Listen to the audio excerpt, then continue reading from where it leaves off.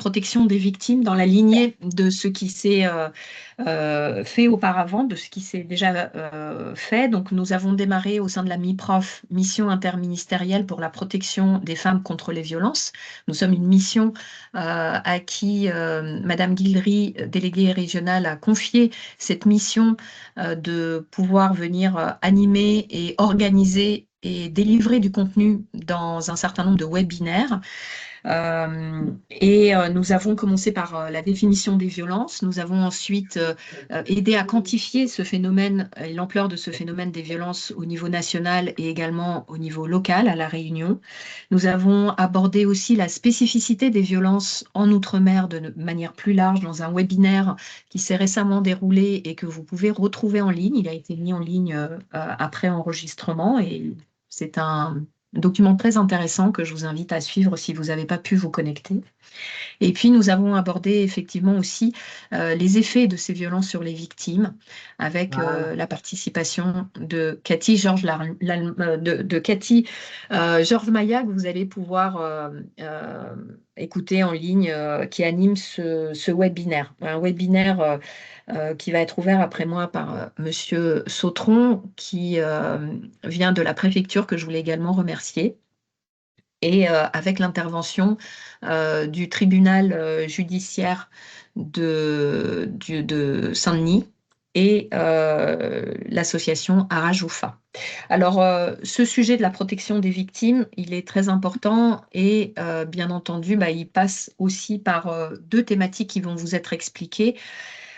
Qui sont deux véritables enjeux pour arriver à protéger correctement les victimes. C'est arriver à évaluer le danger, et cette évaluation va se faire par différents professionnels au contact des victimes qui doivent être formés pour cela, et également une bonne orientation de ces victimes. Et à l'intérieur d'un PAC Nouveau Départ, comme celui dont vous faites partie, cette étape de l'orientation est essentielle, d'abord pour connaître les personnes à qui vous allez passer la main, ou dont vous reprenez la main pour dans cette chaîne de protection des victimes, et également pour pouvoir être rassuré vous-même dans finalement la connaissance de ces acteurs qui viennent en amont et en aval de votre intervention à vous. Et c'est l'objectif aussi de ce webinaire précisément, que de vous faire sentir suffisamment légitime pour pouvoir effectivement évaluer ce danger et donner les indications nécessaires aux victimes, mais aussi aux autres professionnels qui viennent sur la chaîne de protection. Donc, je vous remercie d'être présent et je passe la parole à Monsieur Sautron. Alors, Monsieur Sautron a eu un empêchement et du coup, je vais prendre la parole. Donc, Madame Guilry, Guilry. je vous en prie. Sylvie Guilry, la directrice régionale aux droits des femmes et à l'égalité, dans le prolongement de ce que vous disiez, Madame la secrétaire générale. Ces webinaires, effectivement, qui sont co-construits ensemble depuis le mois d'avril, permet vraiment d'apporter un socle commun de connaissances, mais également de partager les bonnes pratiques. Je crois que on ne fait pas l'un sans l'autre, bien évidemment. Et donc, les premiers webinaires ont de plus en plus de succès. On a accueilli 125 participants à l'occasion du webinaire lui-même. Et puis surtout, et c'est tout aussi important, on a eu 830 vues sur YouTube en replay. Les chiffres montent de semaine en semaine et du coup, on capitalise surtout sur effectivement les webinaires qu'on a pu préparer ensemble et on est en train d'agrandir notre communauté, y compris à travers ces replays. Ça veut dire qu'on sait aussi s'adapter aux contraintes professionnelles, évidemment, des différents membres de la communauté.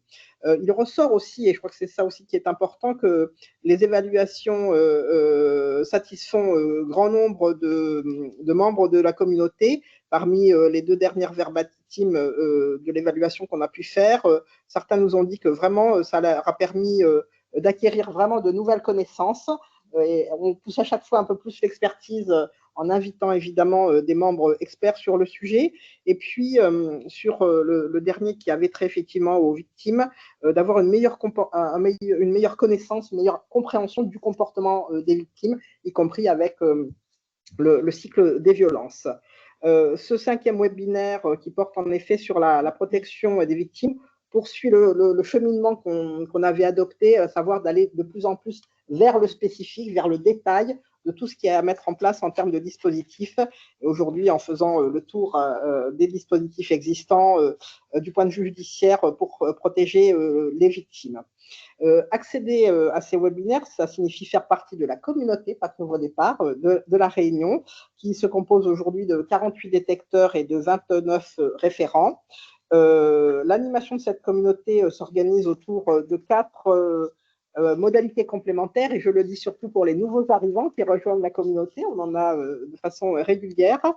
La première modalité, ce sont les rencontres de la communauté que pilote la DRDFE, qui est co-animée par l'équipe projet, qui est composée de la CAF, du conseil départemental et de l'ORVIF à nos côtés. La réunion de lancement de cette communauté a eu lieu au mois d'avril 2025 et nous avions réuni à cette occasion 54 membres. Une seconde réunion s'est déroulée le 13 juin 2025 à la Plaine des Palmistes pour un premier retour d'expérience de l'expérimentation dans le sud. Et puis, la prochaine rencontre a lieu le mercredi 29 octobre, c'est-à-dire demain. Et on compte une 60aine d'inscrits. Donc, ça sera un moment de partage extrêmement important, au moment d'ailleurs où on va ouvrir l'expérimentation dans d'autres territoires. Le deuxième élément de cette animation de la communauté, ce sont les actions de sensibilisation aux violences conjugales qui sont pilotées par l'ORVIF et co-animées par l'URPS infirmier. Depuis juin 2024, 380 membres, personnes ont pu suivre une action de sensibilisation. Donc, on commence à avoir un effet impactant sur le territoire. Et puis, le dernier élément, c'est la plateforme collaborative Resana dédiée au Pacte Nouveau Départ, qui rassemble une communauté de 220 membres à peu près. Et on dénombre à peu près 5 visites par jour voilà, sur cet espace partagé. On va encore améliorer et y mettre évidemment du contenu avec le concours de chacun. Le 5e épisode de notre série de webinaires a donc pour objectif de mieux comprendre les dispositifs judiciaires existants et comment mieux informer sur ces derniers pour un usage optimisé auprès des victimes et en lien étroit avec la justice, bien évidemment.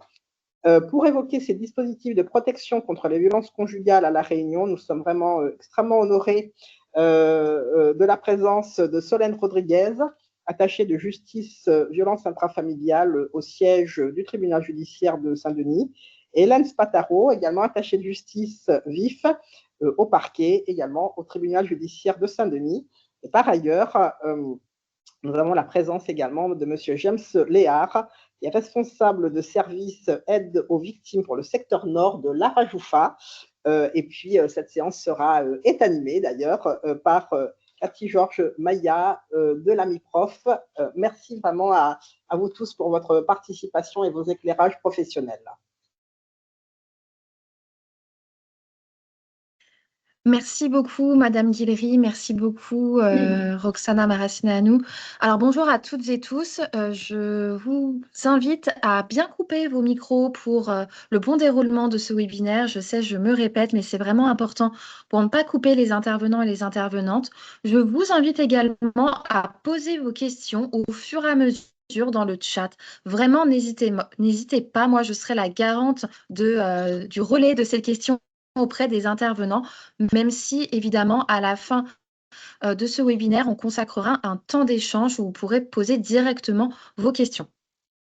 Donc, nous allons commencer par une présentation des structures et de l'institution que représentent les différents intervenants et intervenantes. Madame Rodriguez, Madame Spataro, je vous laisse la main pour présenter votre structure. Bonjour à tous. Nous sommes toutes les deux, comme dit Madame Guilhery, attachées de justice au tribunal judiciaire de Saint-Denis.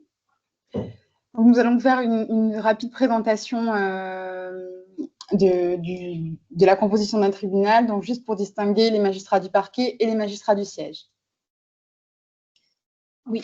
Alors, dans une première présentation, et pour comprendre le reste, je pense un bref retour sur la différence que peut-être beaucoup d'entre vous connaissent entre les magistrats du parquet, magistrats du siège, pour comprendre un petit peu, surtout après le circuit des dispositifs de protection. D'un côté, nous avons les magistrats du parquet. Le parquet, ce sont les magistrats qui sont à l'origine des poursuites.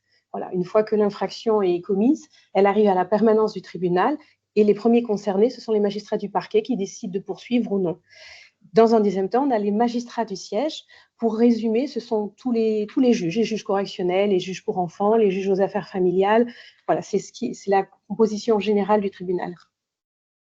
Et donc, nous avons également, comme vous le voyez sur la slide, les pôles de violence intrafamiliale. Donc, depuis 2022-2023, nous avons l'obligation d'installer des pôles de violence intrafamiliale au sein de chaque juridiction. Donc, le pôle est composé de magistrats coordinateurs, donc un au niveau du siège, un au niveau du parquet. Et ensuite, nous avons également des référents. Donc ça, c'est une spécialité du tribunal de Saint-Denis, des référents dans chaque service, qui va nous permettre de faire le lien entre, par exemple, le juge aux affaires familiales, qui va régler le divorce d'un couple, et par exemple, le juge aux enfants, qui lui suit déjà les enfants, les enfants sont déjà placés. Donc c'est vraiment faire un lien entre tous les services concernés par les violences intrafamiliales. Donc, voilà, nous sommes juristes assistantes, comme vous le voyez. Et l'avantage aussi des pôles vifs, c'est, donc on peut mettre la slide suivante, s'il vous plaît, c'est vraiment qu'il y ait un circuit court de traitement dans les violences intrafamiliales. Donc, encore l'autre, s'il vous plaît. Un circuit court et aussi vraiment un lien entre les partenaires. Nous sommes vraiment l'entrée et la porte d'accueil des partenaires. Donc, on travaille tous les jours avec les associations, avec les forces de l'ordre également, où dès qu'il y a un problème dans un dossier, ils peuvent nous contacter, on va leur rendre l'information, ou on va aussi alerter les magistrats sur une situation préoccupante.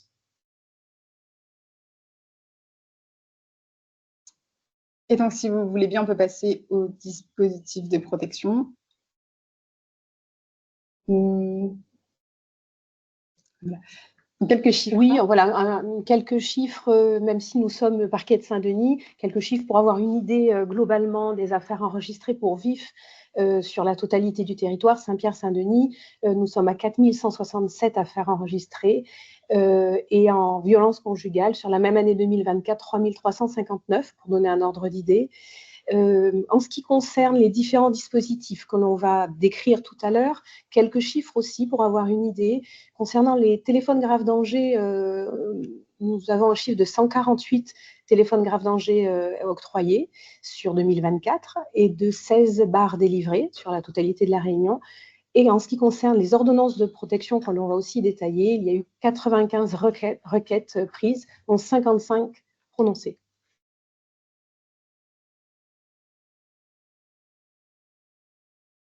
Voilà, donc plus précisément, parce qu'on est du parquet de Saint-Denis, on vous a mis quelques chiffres pour vous détailler 2023, 2024 et jusqu'en 2025, simplement pour montrer par un rapide graphique l'évolution en fait des violences intrafamiliales, en tout cas le maintien des chiffres, le maintien de ces chiffres en 2024 jusqu'en 2025, puisqu'on a mis les chiffres jusqu'en septembre, et vous voyez qu'on est déjà très très haut concernant ces chiffres, que ce soit pour les violences intrafamiliales que pour les violences conjugales. VC étant violence conjugale et VF, violence intrafamiliale.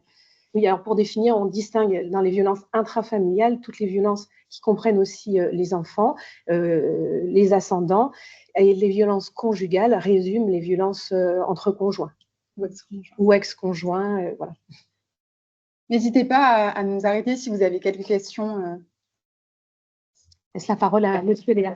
Exactement. Alors, je vais présenter du coup notre association, mon association, la RAJUFA, dans la lutte contre les violences intrafamiliales. Pour vous présenter un petit peu ce que c'est notre association, nous sommes une association, pour la décrire, une association d'aide aux victimes implantée sur l'ensemble du territoire de la Réunion. Notre service d'aide aux victimes intervient principalement auprès des victimes d'infractions pénales, qu'il s'agisse de faits récents ou anciens, dans le cadre ou en dehors d'une procédure judiciaire. Notre mission se décline en 4 axes. La première, c'est écouter et informer. Nous assurons un premier accueil confidentiel auprès des victimes. L'objectif est de permettre à la personne de s'exprimer librement et de recevoir une information claire sur ses droits et les démarches possibles. La deuxième, c'est évaluer la situation. Nous analysons chaque situation dans sa globalité et cette évaluation nous permettra d'orienter notre accompagnement de manière adaptée.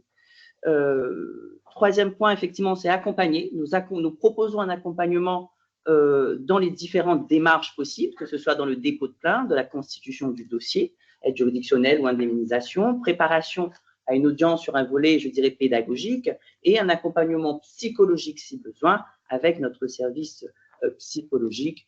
Et enfin, notre dernier axe, c'est orienter en fonction des besoins, en fonction de ce qui a pu être recueilli, nous orientons la personne vers nos partenaires, vers des professionnels adaptés, que ce soit les avocats, les services sociaux, les centres d'hébergement ou encore les établissements de santé. Dans, je dirais, le cadre des violences conjugales, ce contentieux propre que je dirais, notre service intervient à plusieurs niveaux en lien avec les forces de l'ordre, les juridictions et nos partenaires. Notre rôle, dans un premier temps, dans le cadre de ce contentieux, c'est d'évaluer les facteurs de vulnérabilité et de danger. Lors du premier entretien, nous procédons à une évaluation individuelle de la situation et cette évaluation nous permet d'identifier les signes de danger ou de fragilité. Je reviendrai après.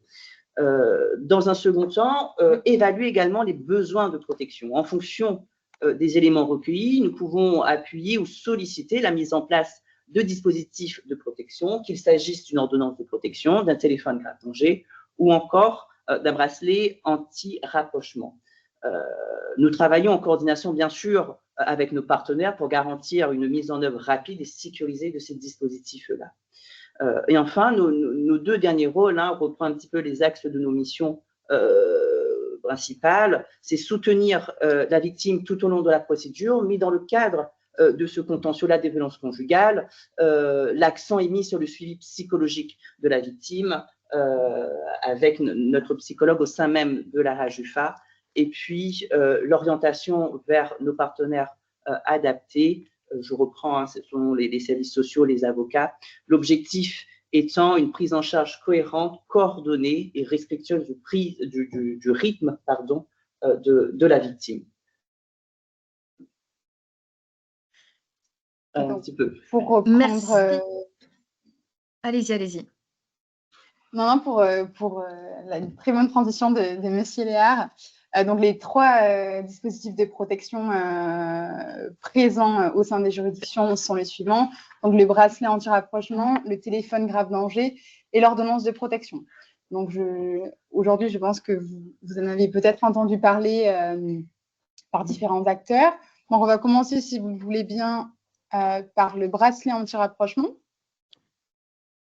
Alors, est-ce que je peux me permettre juste avant de vous soumettre une question qui est dans le chat avant de passer au dispositif de protection?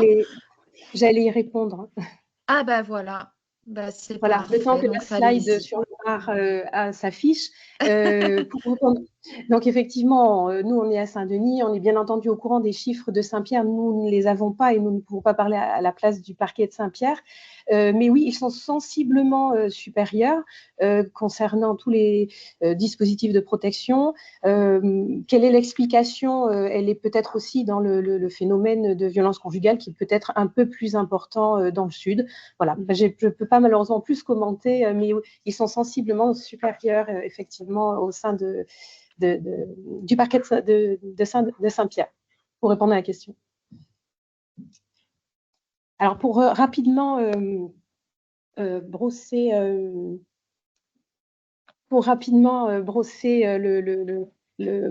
petite définition du bar, le bracelet anti-rapprochement doit être pris par une décision judiciaire.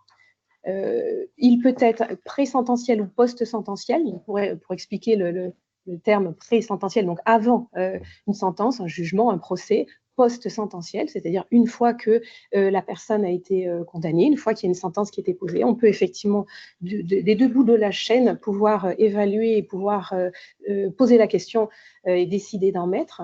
Il est lié à des interdictions de contact et de domicile, ce que vous pouvez parfaitement comprendre, puisque le dispositif du bar, par définition, est de mettre une distance, de façon schématique, entre la victime et l'auteur, avec un système de géolocalisation. Donc, par définition, il y a une interdiction de contact qui doit être posée au préalable ou de paraître au domicile. Voilà, deux interdictions qui figurent aussi qui peuvent figurer après dans la sentence finale.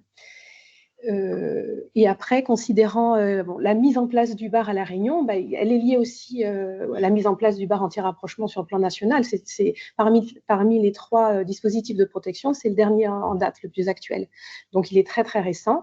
Au sein de La Réunion, il est, je ne sais pas si on peut mettre la slide suivante, il est plutôt mis de façon, il est plutôt décidé de façon minoritaire par rapport à l'autre dispositif de téléphone grave danger.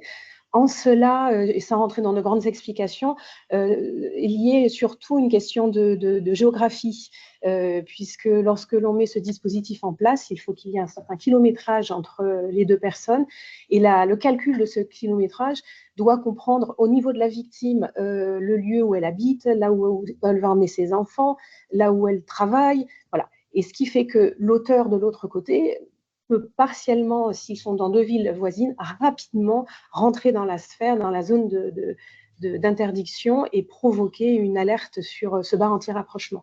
Donc, comme on est sur une île, c'est extrêmement compliqué, sauf à ce qu'il y ait une personne d'un côté de l'île à Sainte-Rose et l'autre à Saint-Pierre, ce serait formidable, mais pour l'instant, on ne peut pas obliger une personne à déménager. Ce bar tient compte des contraintes de l'auteur comme celui de la victime.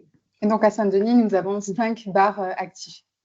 Oui, le système d'approvisionnement du bar est simple, c'est que dans chaque juridiction Saint-Pierre-Saint-Denis, il y a un stock de 5.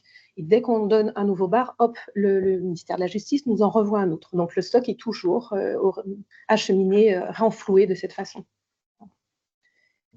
Alors ça, c'était pour le bar. Je n'ai pas peut-être mis dans cette slide les chiffres, mais les chiffres actuels, oui, on avait le chiffre tout à l'heure global concernant La Réunion. Sur Saint-Denis, on doit être à 4 ou 5. Il y a une personne qui vient de rentrer en détention, donc on va passer à 4. Au niveau de Saint-Pierre, je ne veux pas m'aventurer, mais je pense qu'ils sont dans le double. Le double, voilà. Ce qui, somme toute, au niveau de La Réunion, même 16 bars, compte tenu du chiffre, quand vous avez monté des affaires qui concernent les violences conjugales, reste marginal. Par contre, alors, le dispositif qui a le vent en poupe, qui fonctionne bien, et M. Léard de la RAJUFA peut en témoigner, qui fonctionne très bien, c'est le téléphone grave danger, qui lui donc est plus ancien par rapport à l'installation du bar, ce qui fait qu'aujourd'hui les tribunaux et la RAJUFA sont devenus très à l'aise avec ce dispositif. Alors, il a la préférence. Pourquoi? Il a la préférence parce qu'à la différence du bar, qu'on a évoqué tout à l'heure, il peut être mis en lien avec une sentence, pré-sententielle ou post-sententielle, mais ce n'est pas une obligation. On peut tout de suite envisager l'obtention d'un téléphone grave danger, alors même que la victime est dans le processus, elle est devant la gendarmerie, elle est dans le processus de plainte, voilà, tous les niveaux. Alors, bien entendu, le téléphone grave danger répond à des critères tout de même. Donc, il est de la compétence du procureur, c'est-à-dire que la RAJUFA, l'aide aux victimes et le tribunal, et nous-mêmes, nous travaillons ensemble, mais celui qui va poser la décision, ça va être le procureur qui va nous donner son accord, oui ou non. Il y a certains critères, bien entendu. Il faut que la victime se sente en danger. Alors, il y a certains cas qu'on a mis, la fuite, l'interdiction de contact et domicile qui sont posés. Et là, je laisserai entièrement l'analyse de cette notion à M. Léard pour en parler, sachant que l'idée qui est retenue, c'est l'idée d'un grave danger, d'une menace, en fait, au sein du couple. Voilà. Je laisserai entièrement cette notion qui forcément est liée à l'obtention du TGD, M. Léard en parlait, sur les évaluations.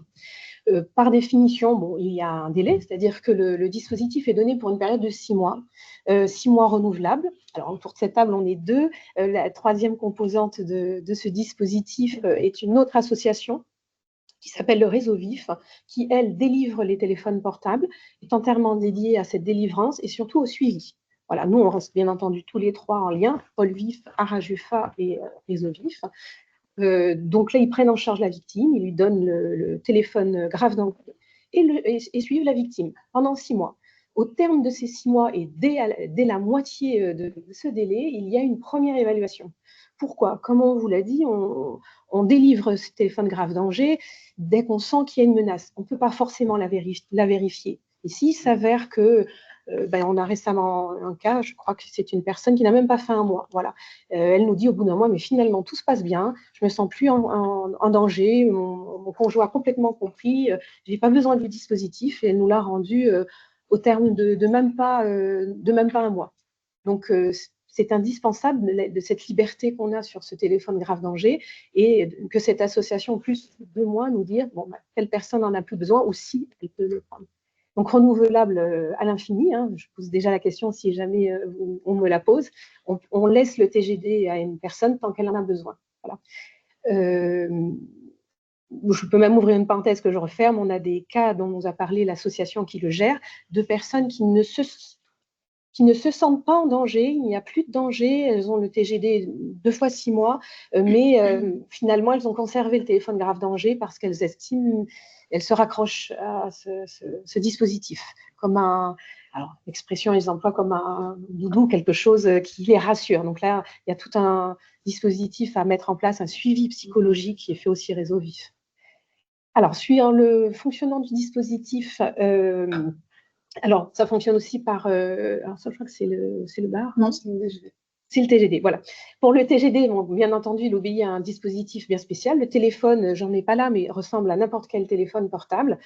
Il a sur le flanc une touche, celle qu'on a pour l'allumer, pour l'éteindre, et il suffit d'appuyer 3 fois pour alerter le service de télésurveillance, téléassistance, qui, dans un processus déjà organisé avec la victime, va tout de suite appeler la victime pour vérifier effectivement si c'est une erreur, s'il y a vraiment un danger. Et elle est géolocalisée.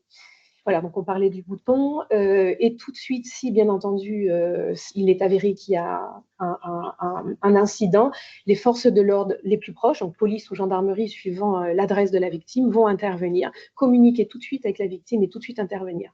Sachant bien évidemment que ces forces de police ont cette information que la victime possède un TGD, idem pour le dispositif BAR. Voilà. On a mis un petit chiffre, en moyenne, 270 interventions des forces de l'ordre sont sollicitées chaque mois dans le cadre du dispositif. Voilà. Ça, c'est pour le fonctionnement du dispositif. Du TGD. Et juste pour vous rappeler les 3 critères du TGD, c'est la slide de si vous voulez m'en se mettre.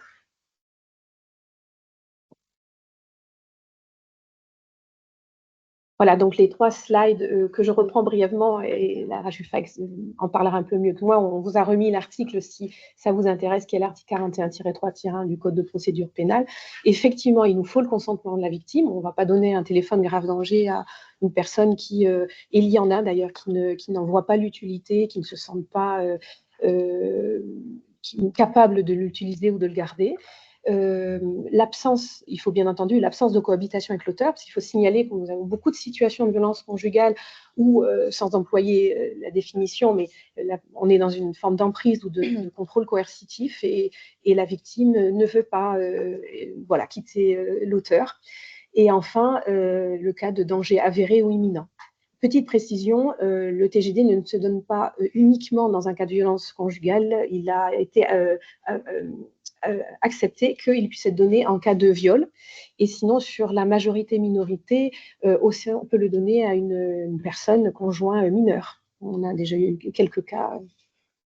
Et juste pour compléter, donc Madame Spataro, vous avez indiqué vraiment les cas en pré-sententiel, mais ça marche également en post-sententiel. Donc, on reçoit tous les mois les tableaux de l'administration pénitentiaire, donc des centres de détention. On reçoit la liste des sortants de détention. Donc, nous, on va analyser les dossiers. On demande à la RAJUFA qu'elle prévienne la victime de la sortie de l'auteur. Donc, ça, c'est une obligation légale que la victime de violence conjugale soit prévenue de la sortie du détenu. Et donc, la RAJUFA, qui va vous énoncer sous peu l'évaluation du danger, nous renvoie le désir ou non de la victime d'avoir un TGD. Donc vraiment, le TGD peut être attribué en pré-sententiel comme en post-sententiel, sortie de détention ou sortie de jugement hors détention. Voilà, je laisse la parole à Monsieur Léard.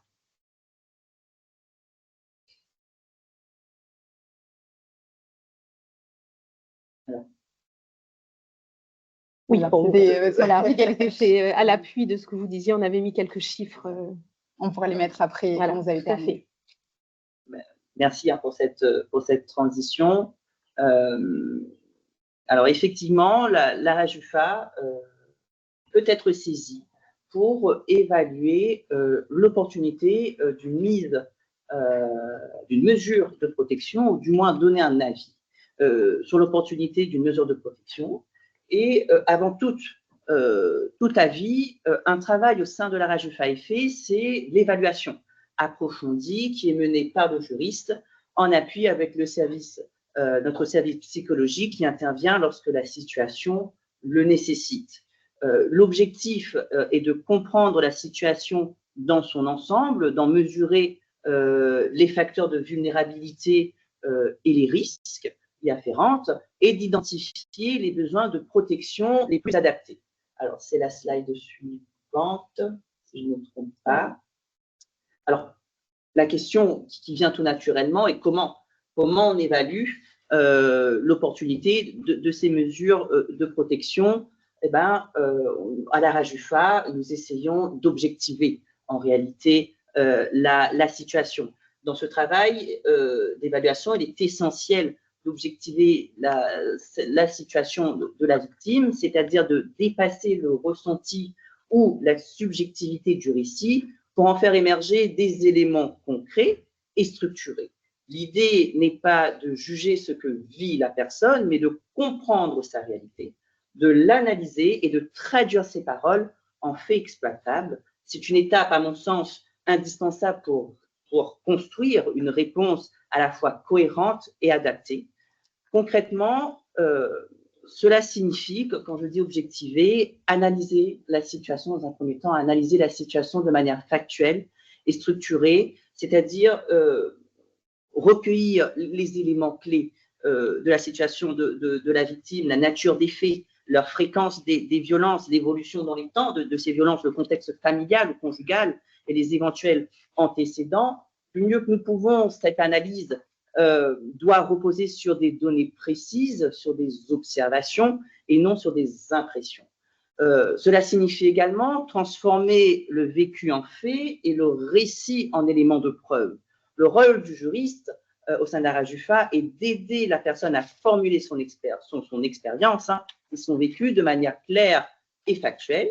Par exemple, il ne suffit pas de dire tout simplement « il me fait peur », on a peur. Ce que nous essayons de faire au sein de la RAJUFA, c'est de creuser avec la victime, c'est d'aller beaucoup plus loin que ce sentiment-là. Et on y arrive, et la victime peut nous dire qu'effectivement, elle a peur parce que son conjoint la contacte plusieurs fois par jour, malgré son refus, qu'elle évite de sortir seule parce qu'elle est géolocalisée ou parce qu'elle est suivie par cet auteur. Enfin voilà, cela permet de traduire une émotion en un fait concret qui pourrait être compris et pris en compte par les juridictions. Et enfin, cela signifie également identifier les signaux de danger et les besoins de protection. Cette étape dans l'objectivation vise à repérer les indices et les indicateurs de risque, notamment, je vous donne quelques exemples, la présence d'enfants, la dépendance financière, l'isolement, la période de séparation, le chantage, parfois, ou encore la tentative de reprise de contact non sollicitée. Ces éléments d'objectivation, en tout cas cette méthode d'évaluation, nous permettent de déterminer s'il est nécessaire d'envisager une mesure de protection dans son ensemble. Alors, pour ce faire, au-delà de la méthode, on s'appuie sur des outils. Vous allez me dire qu'effectivement, l'outil que j'expose est une évidence, mais en réalité, elle ne va pas de soi, parce que pour comprendre effectivement la situation de la victime, eh bien, le questionnement joue un rôle essentiel.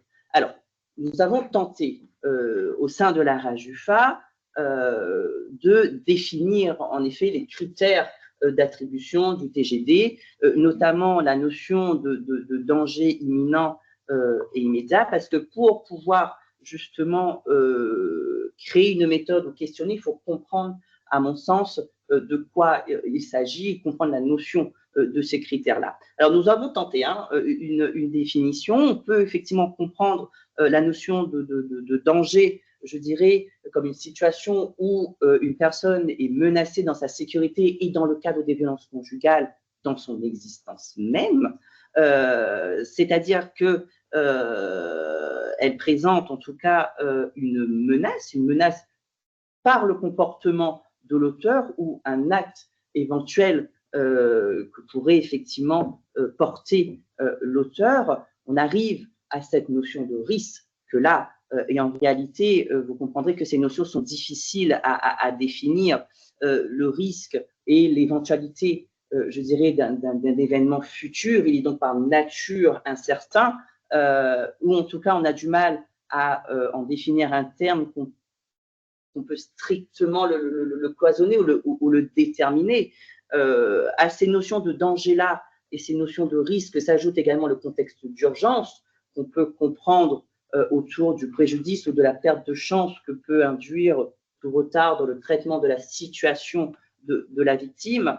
En réalité, nous avons du mal, en conclusion, à définir ces notions-là. On peut tenter de donner une définition, mais dans la finalité des choses, on ne peut qu'en rechercher les critères qui permettent de l'attester ou de le constater. Une fois dit cela, notre rôle, en tout cas l'importance de notre évaluation, repose sur le fait d'avoir conscience, d'avoir et de prendre conscience de la situation de la victime, apprécier effectivement la nature et le degré de cette situation-là, pour pouvoir évaluer le risque par son degré et par sa gravité de la perte de la vie de la victime. Alors, c'est très compliqué, enfin, en tout cas, c'est très difficile à saisir parce que ce sont des notions qui sont effectivement parfois abstraites, mais pour le remettre dans la réalité des situations, en tout cas des choses, la solution, effectivement, poser des questions et poser les bonnes questions avec bienveillance, sans intrusion, bien évidemment, afin de permettre de faire émerger ces critères-là, ces indices de danger, et pour autant, vous le savez sûrement, des indices qui ne sont pas toujours exprimés de manière spontanée par la victime. Donc, il faut creuser, il faut aller chercher ces critères-là et ces indices-là. Je vous ai donné quelques exemples dans le slide des questions que nous utilisons dans nos entretiens, comme par exemple, comment vous vous sentez à la maison? Alors, cette question, effectivement, n'est pas anodine parce qu'elle permet d'évaluer le climat familial, la sécurité ressentie, sans entrer directement dans cette notion de violence-là. Comment, par exemple, on peut poser la question, comment votre conjoint se comporte-t-il avec vous? Et derrière ça se cache le fait qu'on souhaite ouvrir la parole, on ouvre la parole sur la relation elle-même, sur le comportement de domination, de contrôle ou d'agressivité de son conjoint. Une autre question vient juste après, c'est vous est-il déjà arrivé de vous sentir humilié ou insulté par votre partenaire? Et cette question permet d'aborder les violences psychologiques. Et enfin, la dernière, la période de séparation, vous le savez sûrement, c'est une phase à risque élevé. Et cette question nous permet en réalité d'en apprécier, de mesurer l'urgence d'une mise à l'abri ou d'un suivi renforcé par la mise en place d'un dispositif de protection, par exemple. Alors, derrière ces exemples-là, derrière ces questions que je vous ai également détaillées, vous comprendrez donc que dans chaque question, il y a une intention précise. C'est d'amener la personne, en tout cas la victime, à exprimer ce qu'elle vit, à poser des mots sur des faits pour que nous puissions ensuite les analyser objectivement. Alors, ces questions-là s'appuient, effectivement, ne sont pas posées par hasard, hein, et on s'appuie sur un outil au sein de la RAJUFA, notamment des outils qui est l'évaluation personnalisée des victimes. Pour moi, c'est un modèle à généraliser en réalité. Cet outil EVI, c'est concrètement un questionnaire qui, je dirais, rythme un petit peu l'entretien que nous avons avec la victime et dont vous en avez quelques exemples par les questions que je vous ai exposées. À la RAJUFA, cet EVI-là s'appuie sur des travaux menés par notre Fédération France Victime, à laquelle nous sommes les représentants dans l'île, ainsi que sur d'autres documentations que je recommande fortement. C'est celle de la Haute Autorité de la Santé qui, selon moi, est très bien fait, qui détaille de manière précise comment repérer les femmes victimes de violences conjugales. L'objectif de cet outil-là d'évaluation de questions et d'entretien, son objectif est d'identifier les besoins spécifiques et les besoins de protection d'une personne et surtout s'appuyer sur vraiment des critères et sur l'objectivation, par la méthode d'objectivation, parce que l'enjeu pour nous, en tant qu'association d'aide aux victimes, est d'apprécier le plus justement possible la situation de la personne afin de déterminer si oui ou non c'est opportun d'attribuer cette mesure de protection, ce téléphone grave danger par exemple, ou le bar, parce que derrière tout ça, ben, c'est la vie de la victime, il est question de la vie, de la survie ou de la vie de la victime. Bien qu'effectivement on nous demande qu'un simple avis, nous avons, quoi qu'il arrive, une responsabilité dans ce schéma, à la fois envers la victime, mais également envers la juridiction. Alors, je ne spécifie pas dans ce diaporama-là, pardon, le TGD, le bar, enfin une mesure type. Pourquoi? Parce que l'évaluation ne se limite pas qu'à la question du TGD, du bar ou de l'ordonnance de protection. En réalité, elle vise à apprécier l'ensemble de ces mesures de protection mobilisables pour garantir la sécurité de la victime. Et puis, en réalité, l'ordonnance de protection n'empêche pas également la mise à disposition d'un bar. De mémoire, je parle sous contrôle du tribunal. Alors, comment se procurer cet outil? C'est véritablement, pour moi, l'outil qui, je réponds à la question qui a été posée également, c'est vraiment je recommande de lire les recommandations et le guide fait par la Haute Autorité de la Santé. Sincèrement, nous, on s'appuie là-dessus. Alors, c'est en date de 2020, il suffit effectivement de mettre à jour, mais c'est notre base de recherche en réalité. Et puis, je remercie également la communauté PAC Nouveau Départ qui, au contraire, renouvelle un petit peu ces connaissances-là par ce partage. En réalité, c'est l'occasion parfaite d'ouvrir ce débat et nous enrichit véritablement, je dirais, de manière continue cette évaluation-là et cette analyse et surtout le sujet des violences faites aux femmes en réalité.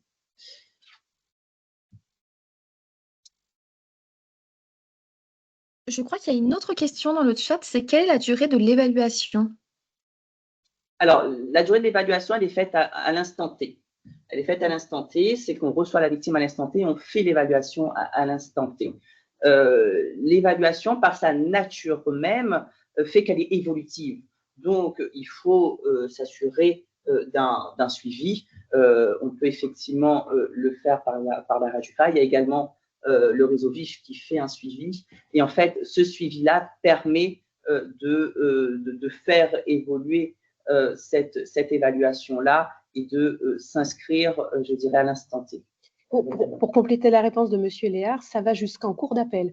C'est-à-dire que si le dossier fait l'objet d'un appel, les magistrats vont redemander à ceux qui ont fait l'évaluation une actualisation, parce que la victime, depuis 2, 3 ans ou même 4 ans, on a besoin de savoir si elle est toujours en couple et revoir tous les critères dont M. Léard a parlé. Ah oui, dernière question. Je vois la question qui est posée sur le procureur qui adresse les personnes pour évaluation.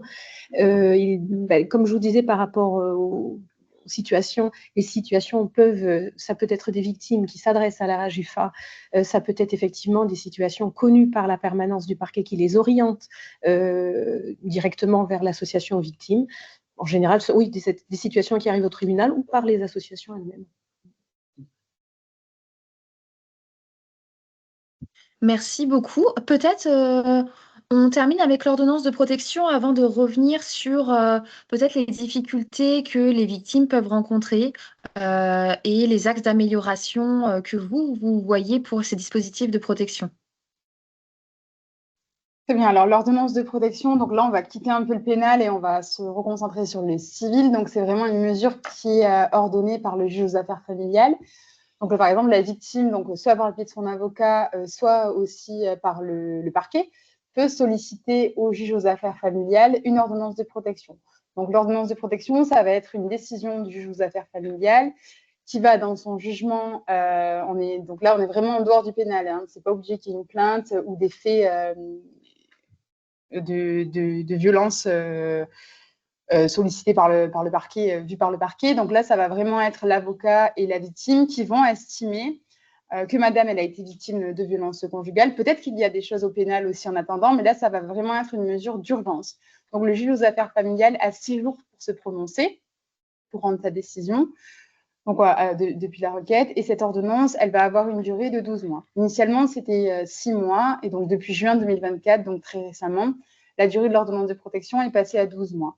Et le délai est d'autant plus court parce qu'il est de 6 jours. Donc, il faut vraiment que le danger soit actuel et que les violences soient vraisemblables.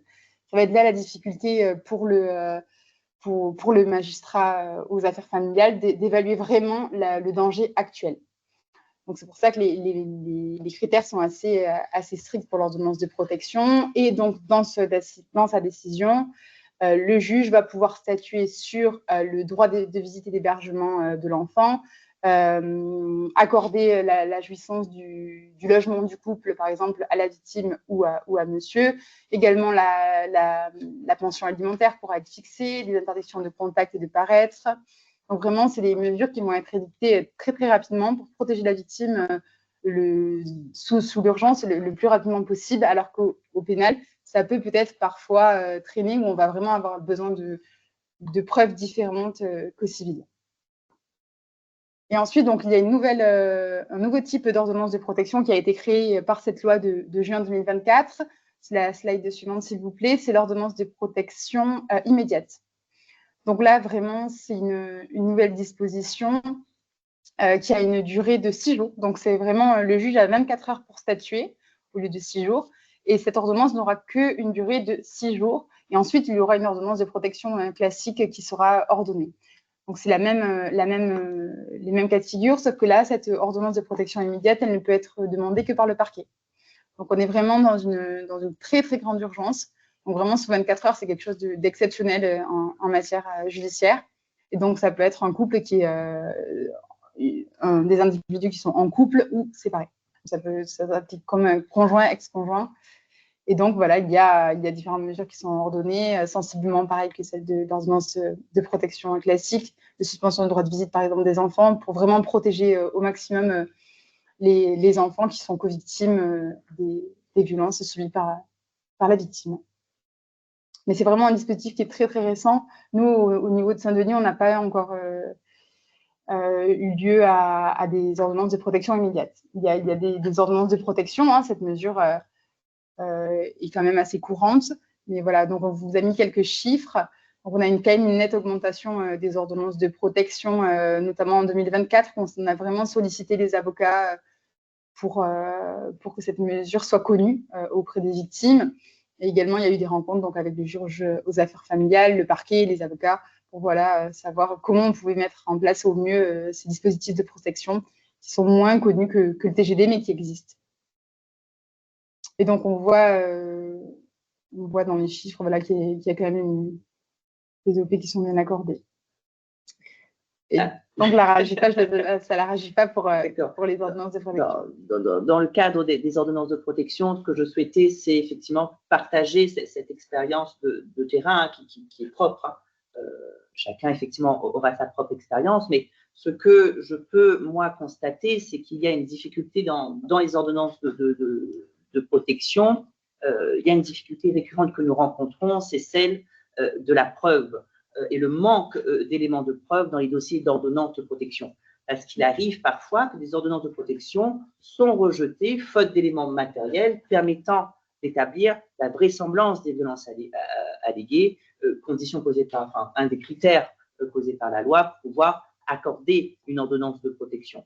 Autrement dit, la preuve reste difficile, et je peux effectivement regretter, hein, reste difficile à constituer. Et on est un petit peu dans cet entre-deux-là. C'est dans cet entre-deux-là, entre la parole de la victime et la preuve, que se situe tout l'enjeu de notre accompagnement au sein même de la RAJUFA. Alors, ce qui n'a pas été dit, ce qui n'a pas été dit par le tribunal et que je souhaite compléter, c'est que durant la procédure d'ordonnance de protection, chaque partie apporte au juge des éléments de preuve concernant les faits de violence allégués. Ces éléments sont débattus contradictoirement lors de cette audience. Le critère retenu relève de l'article 515-11 du Code du Code civil, tout simplement. Le juge aux affaires familiales prononce l'ordonnance de protection s'il existe des raisons sérieuses de considérer comme vraisemblable la commission des faits de violence allégués et le danger auquel la victime ou un ou plusieurs enfants sont exposés.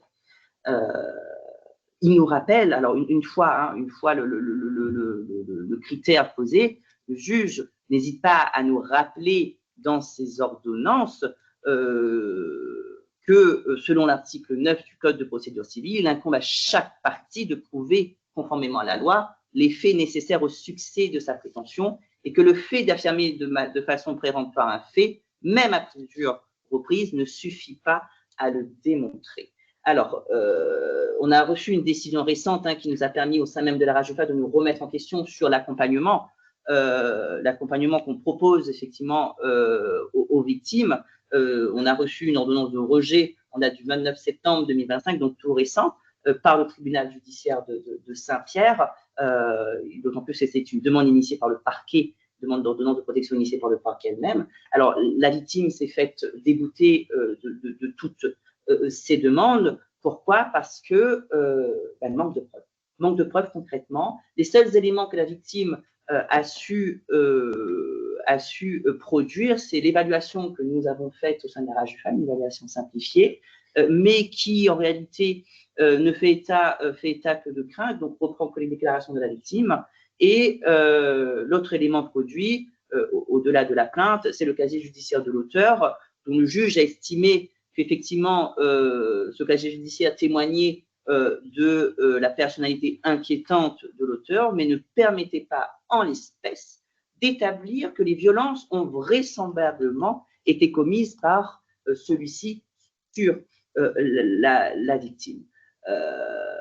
Donc, ça nous a, nous, lorsqu'on a reçu cette décision-là, remis en question, et maintenant, au sein de la RAJUFA, une attention particulière est portée à la constitution du dossier en amont de toute saisine du juge, car en effet, ce qu'on considère, c'est que le juge ne doit être saisi d'une demande d'ordonnance de protection que lorsque le demandeur est en possession de tous les éléments de preuve qu'il souhaite verser au débat et qu'il joint à sa requête. À la suite de cette décision de rejet, on a une décision très récente, d'ailleurs, du 27 octobre 2025, qui, cette fois-ci, accorde une ordonnance de protection à cette victime-là. Cette ordonnance a été initiée par la victime elle-même, mais cette victime a su, dans le cadre de sa demande, apporter les éléments que le juge estimait suffisants, à savoir la plainte, les messages reçus de la victime, de la part de l'auteur, bien évidemment, fournit une copie des lettres que l'auteur lui a adressées, les journaux d'appel faisant apparaître des vocaux, et ensuite, notamment le certificat médical. Avec tous ces éléments-là, le juge a estimé d'une part qu'au regard de la répétition de contact, la teneur et le contenu, la victime avait prouvé qu'effectivement, il y avait une pression psychologique qui a été faite, et ce, alors même qu'elle avait souhaité mettre fin à la relation. Donc, elle a su prouver cet élément-là qui a conduit à établir le critère donné, c'est-à-dire la vraisemblance des faits allégués, notamment la commission des faits de violence allégués envers elle. Ça nous met effectivement, ces deux décisions-là, l'accent en réalité dans ce type de dossier-là sur l'importance de la preuve. Et notre travail à nous, justement, en tant qu'association partenaire et le vôtre également, c'est d'accompagner cette victime-là à pouvoir récolter, recueillir le maximum de preuves. On peut en lister quelques-uns. Il y a effectivement la plainte, le certificat médical, les témoignages, Petite attention faite au témoignage, il a été rappelé que les parties, les enfants et les parties dans le dossier ne peuvent attester en réalité. Donc, il faut faire attention sur les témoignages et qu'il y a un formalisme à respecter. Vous pouvez reprendre le CERFA en réalité accessible dans le site service public.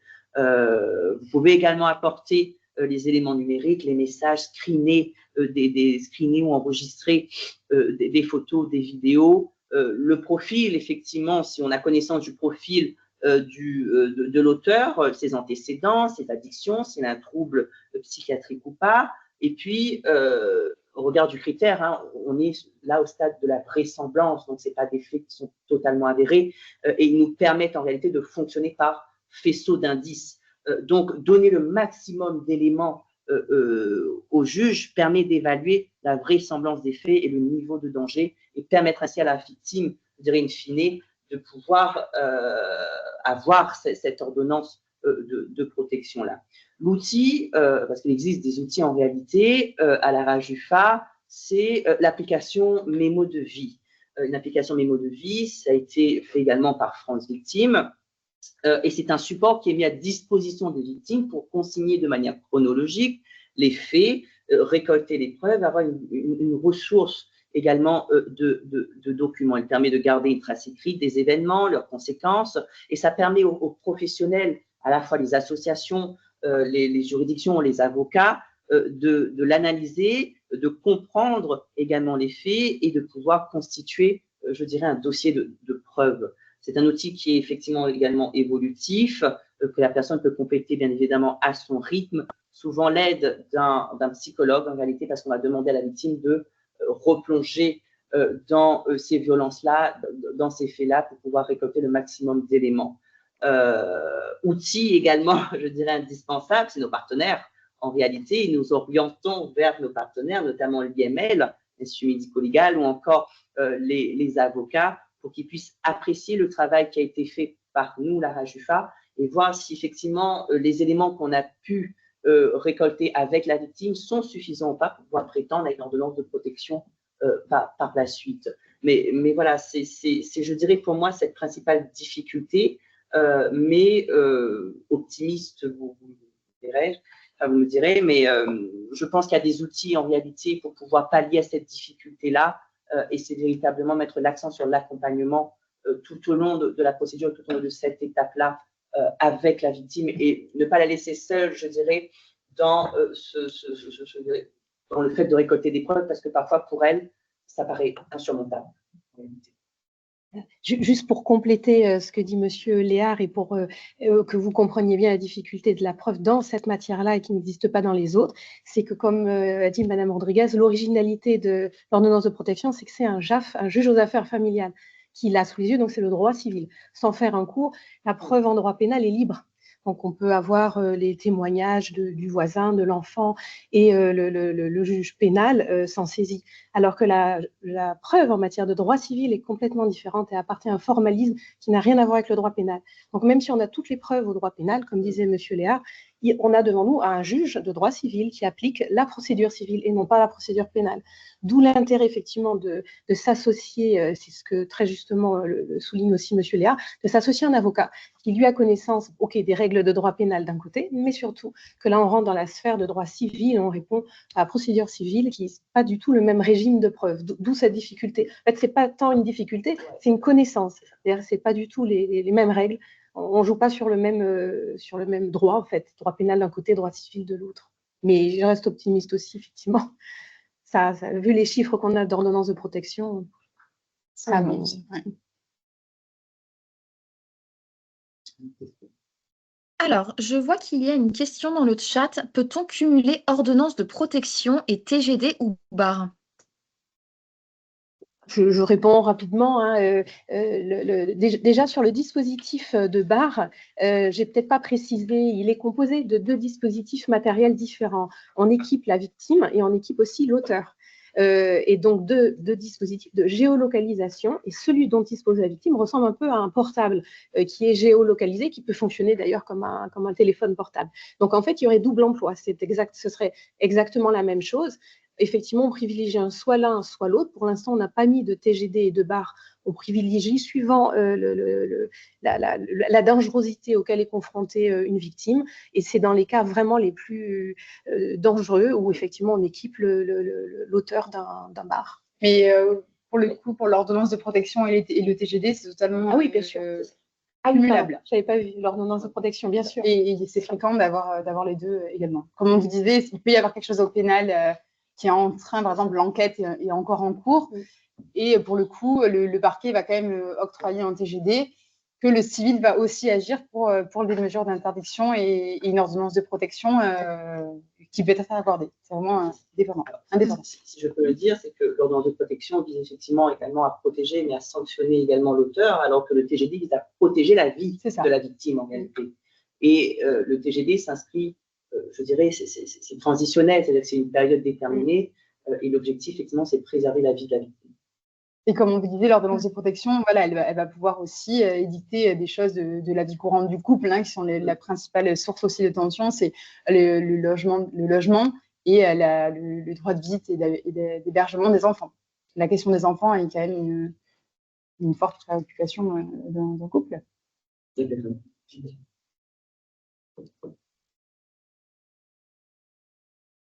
Et peut-être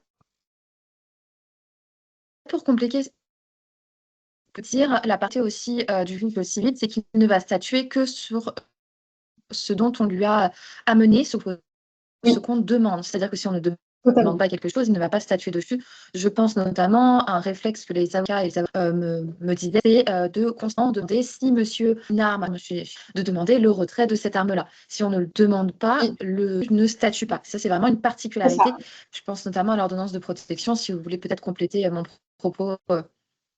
Non, mais c'est totalement ça, et c'est pour ça qu'il vaut mieux être accompagné, donc soit d'une association, soit d'un avocat, pour faire la requête auprès du greffe des affaires familiales, pour vraiment que la demande soit complète. Parce que comme vous dites très très bien, si par exemple on ne demande pas les interdictions, le juge ne va pas mettre les interdictions.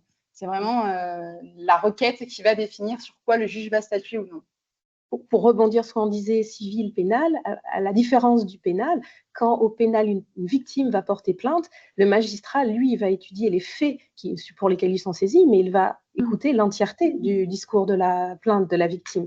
Et si elle fait état, par exemple, de violences conjugales, mais qu'il s'avère que dans une grille d'évaluation, elle dénonce une violence psychologique, économique, voire sexuelle, on va être à ce moment-là sur une connaissance de faits de viol ou d'agression sexuelle. Et par contre, le magistrat qui a l'opportunité des poursuites au parquet a la liberté, en fait, de qualifier les faits auxquels il est confronté, à la différence, effectivement, du juge en matière civile qui, lui, est saisi sur un point précis. Tout à fait. Alors, il y a des questions. Là, c'est le moment de poser vos questions. Donc, vraiment, n'hésitez pas. Si vous voulez aussi poser vos questions oralement, il n'y a pas de difficulté. Simplement, levez la main. Mais vous pouvez également les poser dans le chat. J'en vois une. Est-ce que l'ordonnance de protection nécessite de connaître l'adresse de l'auteur? Oui. Alors, on a eu un cas justement où l'auteur était sans domicile fixe. Donc, lui, il avait donné une adresse, par exemple, chez sa mère. Et en fait, on a eu un problème pour notifier l'ordonnance de protection qui avait été accordée à l'auteur. Donc, oui, il faut connaître l'adresse de l'auteur, mais si on ne la connaît pas, il y a d'autres moyens. Donc, le parquet a requis les forces de l'ordre pour qu'ils aillent directement chercher l'auteur pour lui notifier l'ordonnance de protection. Donc, c'est mieux si on a l'adresse, mais si on ne l'a pas, il y a d'autres moyens aussi pour lui notifier. D'accord, très bien. Bah, merci beaucoup. Est-ce que vous avez d'autres questions? Oui, une ordonnance de protection est-elle limitée dans le temps? Si oui, quelle est la durée maximale? L'ordonnance de protection, oui, elle est limitée à 12 mois. Renouvelable. Après, on peut faire une autre demande. Donc, renouvelable encore 12 mois. Maximum si on fait 12 une mois. demande, c'est ça. D'accord, très bien. Alors, vous avez normalement à l'écran un QR code afin de... alors, continuez à poser vos questions. Je vois qu'il y a une main levée, je vais y venir. Mais pour celles et ceux qui n'auraient plus de questions, n'hésitez pas à scanner le QR code à l'écran afin de répondre à notre questionnaire de satisfaction. Alors, monsieur ou madame, je ne sais pas, Bourbon, je vous laisse prendre la Oui, parole. oui, bonjour. Donc, je suis Madame Cochet, je suis avec ma collègue Madame Bourbon, on est du réseau OT, un centre de soins pour des personnes qui sont dans des consommations. Et on rencontre de plus en plus, on a envie de dire, de personnes qui sont dans ce cadre-là, enfin, qui nous relatent des violences, des difficultés, et c'est souvent assez long justement pour les amener à agir. Et souvent, ce qui les freine aussi, même s'il y a toute cette armada d'outils qui sont mis à disposition, la question immédiate pour ces femmes, c'est souvent, parce que bon, dans la majorité, c'est quand même des femmes, c'est où je vais aller, qu'est-ce que je vais faire alors, même s'il y a le pack nouveau départ, même si c'est assez compliqué, c'est savoir où je vais aller, comment je vais y aller. Est-ce que je peux, je vais pas laisser mes enfants avec monsieur, est-ce que je peux emmener mes enfants, est-ce que mes enfants vont me suivre, il y a aussi toute cette dimension-là qui est assez compliquée pour elles. Et voilà, quid de l'hébergement et du logement, quoi. Est-ce qu'on a des réponses là-dessus? Alors, on connaît les dispositifs, le 115, les SO, elle peut avoir les hôtels, mais voilà, c'est des choses assez ponctuelles pour elle. Et c'est souvent source de grandes questions et grandes angoisses pour ces personnes. Je veux bien répondre sur cette question parce que du coup, vous abordez toute la question de l'autre pendant, je dirais. On était sur le volet finalement judiciaire et civil en l'occurrence, et puis c'est tout l'autre volet de l'accompagnement social. Et donc, d'où l'intérêt effectivement d'être dans l'expérimentation PAC Nouveau Départ pour que vous-même, en tant qu'acteur, vous n'ayez pas à régler la totalité, bien sûr, des besoins de prise en charge. Vous allez intervenir sur votre champ, évidemment, votre cœur de métier, et précisément, PAC Nouveau Départ permet d'orienter effectivement la victime, après évaluation ou pas d'ailleurs, en fonction évidemment des situations qui se sont présentées, vers l'acteur coordonnateur qui est la CAF. Et donc, les sujets que vous évoquez, l'hébergement d'urgence, le logement ou toute autre question, sera évalué à ce moment-là. Et le but de PAC Nouveau Départ, c'est d'avoir une chaîne d'acteurs où on optimise effectivement les interventions, et le fait effectivement qu'au lieu que ce soit la victime qui aille chercher elle-même ses propres solutions, c'est un dispositif effectivement d'aller vers, où effectivement les acteurs, en fonction des besoins bien identifiés et évalués, pourront apporter des réponses aux victimes dans des temps raccourcis. Alors, certaines réponses peuvent trouver des solutions relativement rapides. D'autres, comme la question effectivement du logement, on le sait, voire même de l'hébergement d'urgence, sont parfois un peu plus longues. Mais précisément, on est en train de faire, et on aura l'occasion dans le cadre de la réunion de la communauté demain de revenir sur là où nous rencontrons collectivement, bien évidemment, des difficultés. PAC Nouveau Départ n'invente pas de nouvelles réponses, elle permet juste de progresser collectivement, mais nous aurons l'occasion d'y revenir demain en dehors de l'objet de ce webinaire.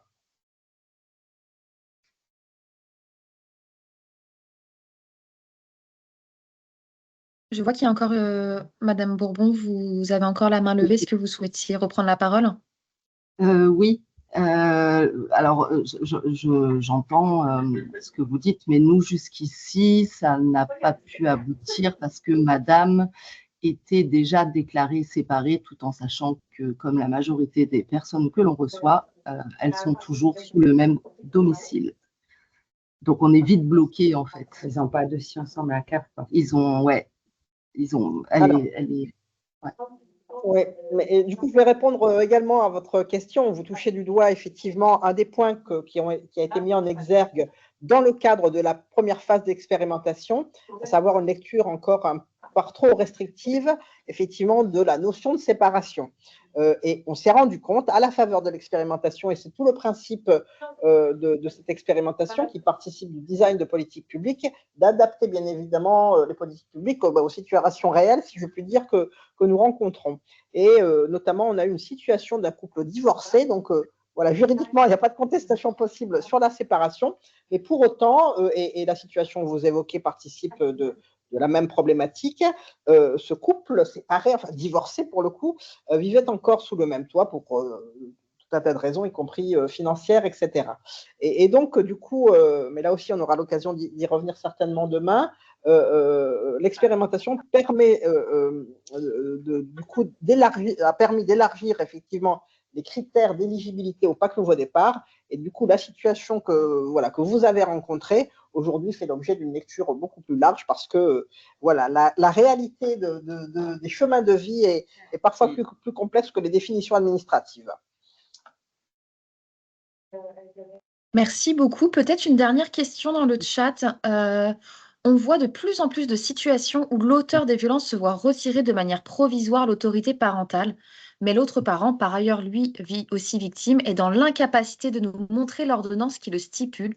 Comment vérifier cet élément? Car la protection des enfants est pour nous un axe de notre accompagnement. Donc là, c'est le cas où, si on a bien compris la question, par exemple, la victime à qui l'ordonnance de protection a été octroyée n'a pas la preuve n'a pas ce document-là pour le montrer, c'est ça? Madame Lebeau, n'hésitez pas à prendre la parole si vous le souhaitez. Alors, attendez, votre micro était coupé, je réactive. Voilà, vous pouvez prendre la parole si vous le souhaitez, pour compléter votre question. Votre micro est coupé, il faut juste appuyer sur le petit micro en haut à droite pour pouvoir le réactiver. Ou écrivez directement dans le chat, comme vous souhaitez.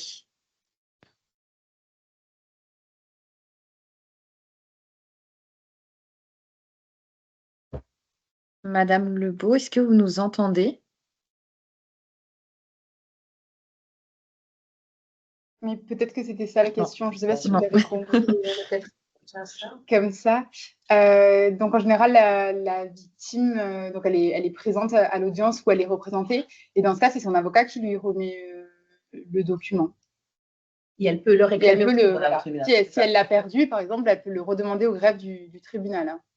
Il ne faut pas oublier, c'est vrai qu'on oublie souvent que l'avocat a accès au tribunal, à la RAJFA, mais comment dirais-je, l'avocat a accès à l'entièreté et peut très bien demander au bureau d'ordre pénal une copie sans problème. Ou alors on s'adresse au bureau d'ordre directement, à l'accueil du tribunal, à la RAJFA. Voilà.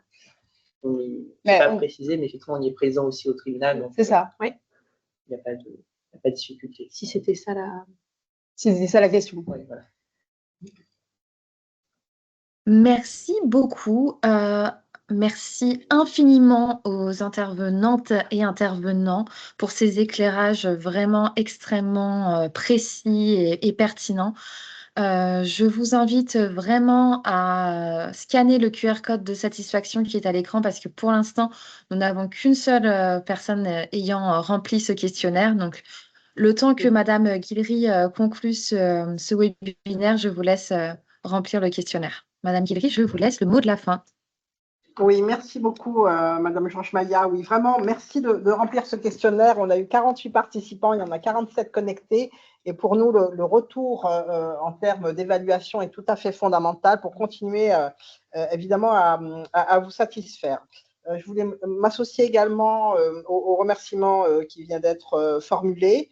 Merci à la fois pour cet exercice de vulgarisation et de pédagogie. Je pense que voilà, nous aurons été une communauté apprenante aujourd'hui, ce qui est vraiment l'objectif des webinaires, d'avoir posé vraiment des cadres méthodologiques extrêmement précis et détaillés, illustrés, et puis également sur la posture professionnelle et la remise en cause que parfois le quotidien impose sur effectivement la recherche de la preuve. Merci aussi des éclairages du tribunal judiciaire.